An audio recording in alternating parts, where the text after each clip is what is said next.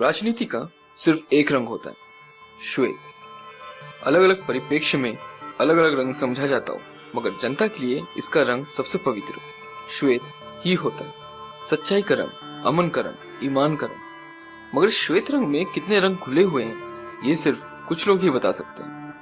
वो कुछ एक चुनिंदा लोग जो सही वक्त पे सही जगह मौजूद होते हैं। ग्वालियर से तकरीबन 40 किलोमीटर दूर एक छोटा सा वाइल्ड लाइफ सेंचुरी है, न्यूरमपुर वाइल्ड लाइफ रिजर्व। वैसे कुछ भी खास नहीं है यहाँ पर, सिवाय उन पेड़ों के जो इस जगह की शोभा बनाए रखे हैं। 2 साल पहले यहाँ IFS राजेश कुमार कॉर्बेट से बदली होकर आए थे। रिजर्व के लिए शायद एक अच्छी बात थी, क्योंकि पहली बार कोई ऐसा व्यक्ति आया था जिसे अपनी छुट्टियों से ज्यादा काम की फिक्र थी। पेड़ गैर कानूनी तरीकों से काटे जा रहे थे और इसकी रोकथाम बेहद जरूरी थी। ये बात कुछ लोगों को पसंद नहीं आई, ना बड़े चोरों को ना छोटे चोरों को। खैर, एक दिन सुबह चहलकदमी पर निकले राजेश कुमार की किसी ने 3 गोलियां मारकर निर्मम हत्या कर दी। बात बढ़ी और मामला इन्वेस्टिगेशन ब्यूरो के सुपुर्द किया गया। मिनिस्टर ऑफ स्टेट्स पर्यावरण नवीन अवस्थी स्वयं इस केस को सुपरवाइज कर रहे हैं। आज रात की बैठक इसी मुद्दे के लिए जमाई जा रही है। अमित जी, मैं क्या सेल्फ ड्रिंक? सर, मैं थर्सडेज को ड्रिंक नहीं लेता। आप ये सब चीजें मानते हैं? खैर, कोई बात नहीं। It's gonna be a long night, सोच लीजिए।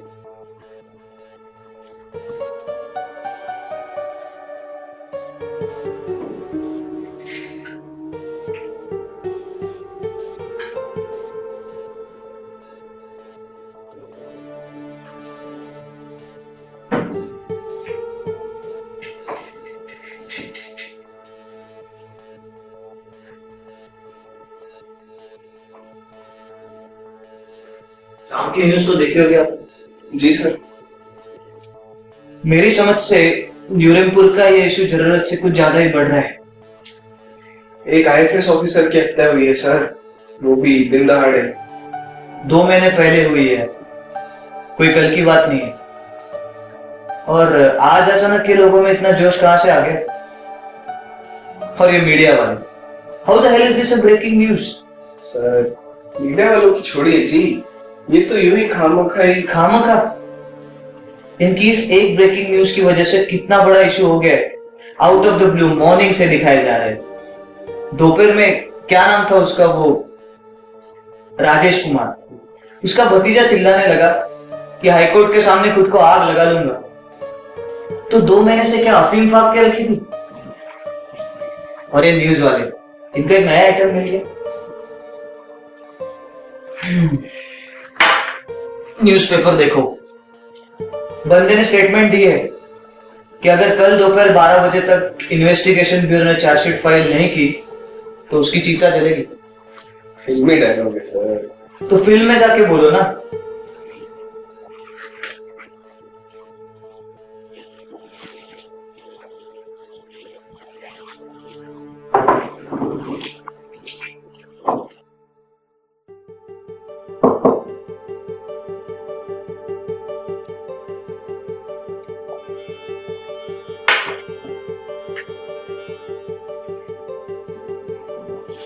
इससे पहले कि आप मुझे कुछ बताएं, मैं कुछ चीजें टेबल पे रखना चाहूंगा। उज्जवल ठाकुर सवर्ण हितरक्षक मंच के लीडर हैं। उनको जोड़ के 17 MP है और ये नंबर हमारे लिए बहुत अहम। इसके बिना सरकार माइनॉरिटी में आ जाएगी और ये बात किसी को अच्छी नहीं लगती। मगर इससे फर्क क्या पड़ता है? क्या मतलब? सरकार के गिरने या ना गिरने से सच तो नहीं बदलेगा सर। बिल्कुल, सच तो नहीं बदलेगा। क्या है सच? बबलू नाम के एक आदमी ने मर्डर किया है। वो उज्जवल ठाकुर का गुंडा है।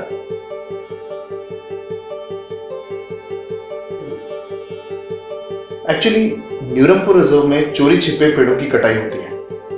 राजेश कुमार इसकी जांच कर रहे थे। उनके आने के बाद इस तस्करी में थोड़ी कमी आई थी।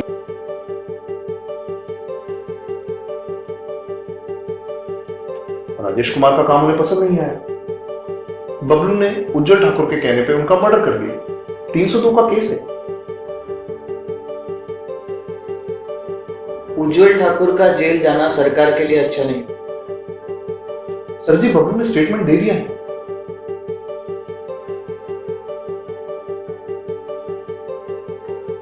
स्टेटमेंट चेंज भी हो सकता है। ये गलत होगा। चलिए इन रिपोर्ट्स को एक और बार देखते हैं। जी। रिपोर्ट्स के मुताबिक उस दिन 2 लोग मोटरसाइकिल पे थे, पॉइंट ब्लैंक पे फायर किए और मोटरसाइकिल पे ही चल दिए। कोई चश्मदीद गवाह नहीं था। जी, एक चौकीदार ने बाइक को जाते देखा और शिनाख्त की। घटनास्थल से 500 मीटर दूर है वो चेक पोस्ट। ये चौकीदार का अंदाजा था। कह सकते हैं। तो आपने अपना पूरा केस एक चौकीदार के स्टेटमेंट पे खड़ा करा है, जिसने मर्डर होते देखा भी नहीं, और आवाज सुनने के 5 मिनट बाद उसके चेक पोस्ट से एक मोटरसाइकिल तेजी से गुजरती है, जिसे वो देखकर पहचान भी लेता है। बबलू ने कन्फेशन किया है। किस दबाव में या किसके दबाव में? अगर बबलू कोर्ट में अपनी बात से पलट गया तो 2 पैसे का केस नहीं है आपके पास। पूरा केस सिर्फ बबलू के कन्फेशंस पर बेस्ड नहीं, और भी सॉलिड रीजंस हैं। पूरी क्रोनोलॉजी है। सर में बताइए।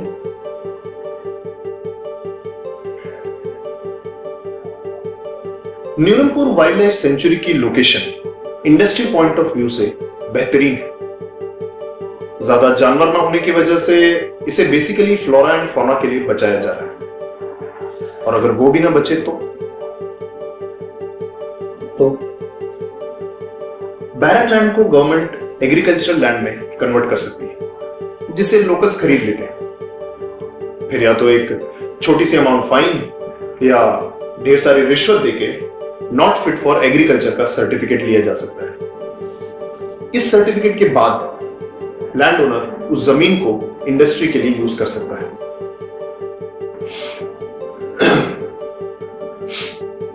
यह उज्जवल ठाकुर के काम करने का तरीका है। उज्जवल ठाकुर एग्रीकल्चरल लैंड को इंडस्ट्रियल लैंड में कन्वर्ट करके वहां कारखाने लगवा देते हैं। राजेश कुमार ने सेंचुरी में बाल्ट पैचेस नोट किए थे। तस्करी चाहे जो भी कर रहा हो, मकसद सिर्फ तस्करी का नहीं था। उन्होंने इसकी जांच की और अपनी रिपोर्ट में लोकल माफिया का जिक्र किया। तो उज्जवल ठाकुर को कोई नोटिस भेजा गया था? जी नहीं, कोई पुख्ता सबूत ना होने की वजह से कोई समन या नोटिस नहीं भेजा गया, मगर एक गाड़ी जरूर जब्त की गई थी, जीप। वो जीप उज्जवल ठाकुर के साले के नाम पर रजिस्टर्ड थी। एक एफआईआर भी लॉन्च किया गया था। 4 पार्टीज थे। एफआईआर की कॉपी लास्ट फाइल में। राजेश कुमार की मुलाकात भी हुई थी उज्जवल ठाकुर से, और उज्जवल ठाकुर ने उन्हें इस मामले से दूर रहने की सलाह दी। राजेश कुमार ने इस धमकी की इत्तला अपने सीनियर्स को भी दी थी। चिट्ठी भी साथ में अटैच है। ओके, मगर इस सब से साबित क्या होता है? किसी भी केस में सबसे इंपॉर्टेंट होता है मोटिव। अगर मर्डर हुआ है तो मोटिव क्या है? उज्जवल ठाकुर को कैसे फायदा होगा? एफआईआर तो लॉन्च हो चुकी।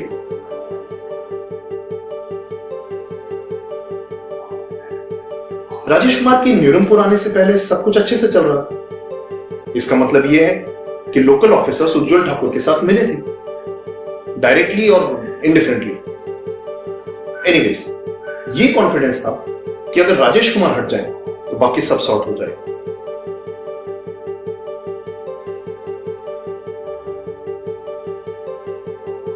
मैंने वहां पे इन्वेस्टिगेशन की और चौकीदार के स्टेटमेंट के लीड से आगे चेक किया। बबलू पकड़ा गया और उसने अपना मुंह खोल दिया। शायद मार खाने की आदत नहीं है उसे, एटलीस्ट एटीएस से बुलाए गए हवलदारों से तो नहीं। अमित जी, आपकी क्या है? जीवट पांडे। जीवट पांडे ने पब्लिकली राजेश कुमार जी को भला बुरा सुनाया था। हो सकता है कि उसी जीवत पांडे का कोई इशू नहीं था राजेश कुमार के साथ। राजेश कुमार के ड्राइवर ने कुछ कमेंट पास किया था जीवत की सिस्टर पे। बहन के नाम पे तो गोलियां चल जाती हैं भाई जी। ऑलमोस्ट चल गई थी। क्या मतलब? जीवत पांडे ने सरेआम मार्केट में राजेश कुमार के ड्राइवर की पिटाई की थी। राजेश कुमार बीच बचाव करने आए थे तो जीवत ने उन्हें भी 2-4 बातें सुना दी। मगर जीवत छोटा आदमी है, वो एक आईएफएस का मर्डर नहीं कर सकता। क्यों? इतनी उसकी औकात नहीं है। आप जजमेंटल हो रहे हैं। इतना जजमेंटल तो होना पड़ता है, वरना कल आप कहेंगे कि हो सकता है बचपन में राजेश कुमार ने अपने क्लासमेट को थप्पड़ मारा था, शायद उसने ये मर्डर किया। उज्जवल ठाकुर के पास रीजन भी था और माध्यम भी। और उज्जवल ठाकुर के पास एलिबाई भी है। मर्डर उसने खुद नहीं किया, एलिबाई का ज्यादा मतलब नहीं।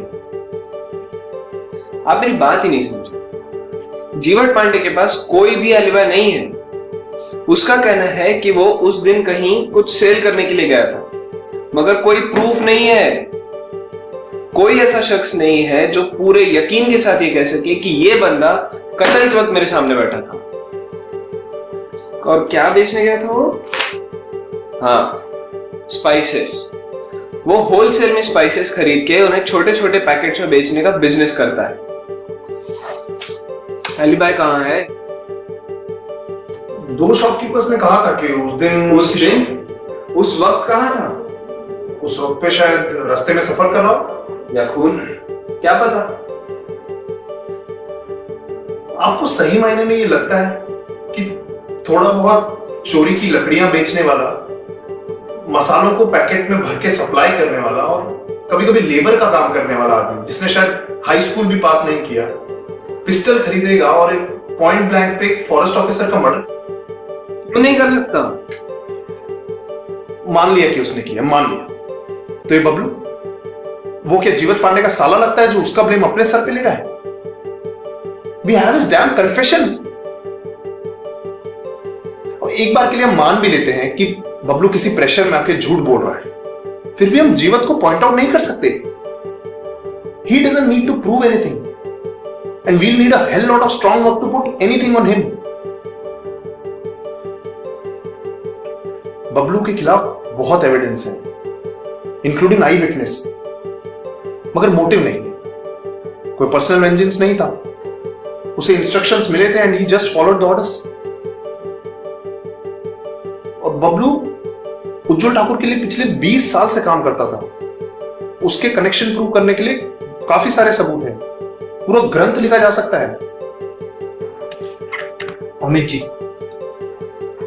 क्या आप अभय जी को यह समझा सकते हैं कि आज के राजनीतिक परिस्थितियों में हम उज्जवल ठाकुर को जेल क्यों नहीं भेज सकते? जी सर, एक बार भी हम ये मान भी सकते हैं कि ये सब कुछ उज्जवल ठाकुर के ही इशारों पे हुआ है। मानना क्या है, हम भली बात ही जानते हैं कि सबके पीछे वही है। आगे बताइए। ये गवर्नमेंट करीब 1 साल के बाद इलेक्शन फेस करेगी। अभी आर्थिक मंदी का दौर चल रहा है, वैश्विक मंदी, ग्लोबल इन्फ्लेशन हाई है और पब्लिक का टेम्पर भी। अगर अभी इलेक्शंस हो गए तो महादेव भी रक्षा नहीं कर पाएंगे। यूरोप मार्केट ऊपर आ रहा है। In another 2-3 months things will be better. और 6 महीने लगेंगे इकोनॉमी को पटरी पे लाने के लिए। And we need this 1 year। अगर उज्जवल ठाकुर जेल जाता है तो उसकी पार्टी अपना सपोर्ट वापस ले लेगी, गवर्नमेंट माइनॉरिटी में आ जाएगी और हमें इलेक्शंस फेस करने पड़ेंगे। इसलिए एक बेगुनाह को फंसा दो। आप इलेक्शंस 1 साल बाद लड़ना चाहते हैं, इसलिए एक बेगुनाह फांसी पे चढ़ जाए। Look at the broader picture. अगर अभी इलेक्शंस हो जाते हैं तो इकोनॉमिक रिफॉर्म डिले हो जाएंगे क्योंकि नई सरकार आएगी, अपोजिशन वाले गवर्नमेंट बनाएंगे और सिरे से सारा काम शुरू हो जाएगा। जो रिकवरी होनी है वो भी ठंडे बस्ते में चली जाएगी। सर्विस और मैन्युफैक्चरिंग सेक्टर से जुड़ी तकरीबन 60 करोड़ लोगों को फर्क पड़ेगा। और ऊपर से 14% इन्फ्लेशन के वक्त पे इलेक्शंस का बोझ पब्लिक पे डालना। तुम एक जान देख रहे हो, मैं 120 करोड़ लोगों का फ्यूचर देख रहा हूं। बबलू ने गोली चलाई थी, लिख दो उसका नाम चार्जशीट में। जस्ट कीप उज्जवल ठाकुर आउट। देखा जाए तो वो भी बेगुनाह ही है। He was just following the orders.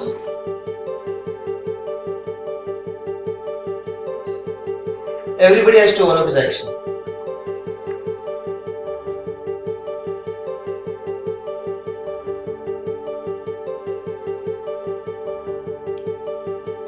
अगर ये गवर्नमेंट गिरी तो आम आदमी मारा जाएगा। इस इकोनॉमिक डिप्रेशन के माहौल में एक गलत फैसला देश को 20 साल पीछे भेज सकता है। अब ये उज्जवल ठाकुर एक नेसेसरी इविल है, एक बीमारी जिसे हमें तब तक झेलना है जब तक हम उसे काट के फेंक न सके। वो वक्त अभी नहीं आया। वो वक्त कभी आएगा।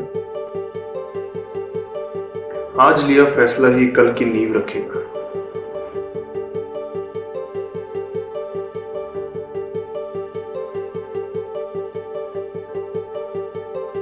सर, लाश पे अगर इमारत खड़ी की जाए तो कुछ हासिल नहीं होगा, कुछ भी नहीं।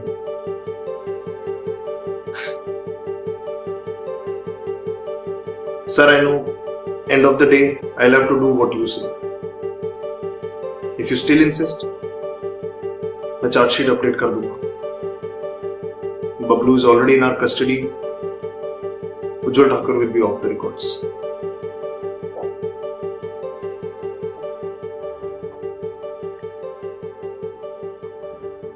कभी कभी ऐसे फैसले लेने पड़ते।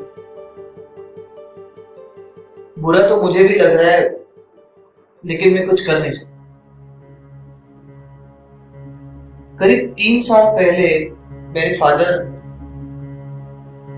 राजेंद्र अवस्थी की कार एक्सीडेंट में डेथ हुई। अभी तक पता नहीं चला है कि वो एक्सीडेंट था या कोई षड्यंत्र।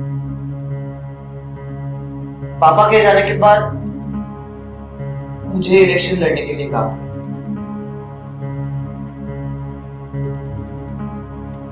मैं इंटरेस्टेड नहीं था।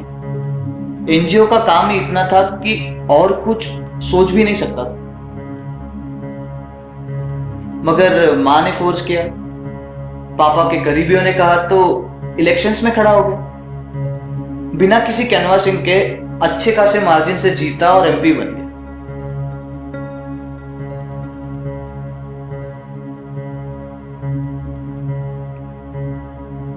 पापा का एक्सीडेंट शायद एक इनसाइडर जॉब था। किसी विश्वास ने उन्हें धोखा दिया था और शायद मैं आज उसी विश्वास के साथ काम कर रहा हूं। अगर ये सोचकर मैंने अपना काम छोड़ दिया तो पापा के काम को आगे कौन बढ़ाए?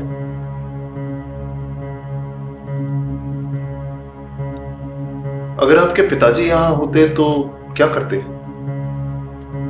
पता नहीं, इतना उनको कभी जान नहीं पाए। शायद वो भी यही करते, कह नहीं सकते। जब ये केस हैंडओवर करने को कहा गया था तब क्लियर इंस्ट्रक्शंस थे कि मिड टर्म इलेक्शंस नहीं होने चाहिए, चाहे जो कीमत। हाँ, चाहे जो कीमत हो। तुम्हें पता है अभय, हम लोग थोड़े करप्ट जरूर हो सकते हैं लेकिन देश के बारे में सोचते हैं। हाँ, थोड़ा बहुत अपना फायदा देखते हैं लेकिन हमें भी सुकून की नींद चाहिए। तुम्हारे लिए ये समझना थोड़ा मुश्किल हो सकता है मगर ये समझ लो कि ये इंपॉर्टेंट है। मेरा पर्सनल इंटरेस्ट भी। पापा एक बहुत काबिल लीडर थे, अ ट्रू पॉलिटिशियन, लेकिन मुझे अभी अपनी काबिलियत प्रूव करना बाकी है। अगर तुम उज्जवल ठाकुर को इस फाइल के दायरे से बाहर रखते हो तो इसे मेरी काबिलियत माना जाएगा, ज्यादा इंपॉर्टेंट रोल मिलेगा और पॉलिटिकली प्रोग्रेस करूंगा। हायरार्की में जो सबसे ऊपर होता है सही मायने में देश के लिए वही काम कर सकता है, बाकी सारे तो सिर्फ वोट देने के लिए होते हैं। प्यादे। सर मैं समझता हूँ, thanks. And I appreciate that you spoke so frankly. तो क्या डिसाइड किया? डिसाइड तो आपने किया है, मैं तो बस ऑर्डर्स फॉलो कर सकता हूँ। So, I guess it's all over then. Okay, हम चलते हैं। जी, आफ्टरनून तक चार्जशीट फाइल हो जाएगी, हम चलते हैं। Sure. Many thanks.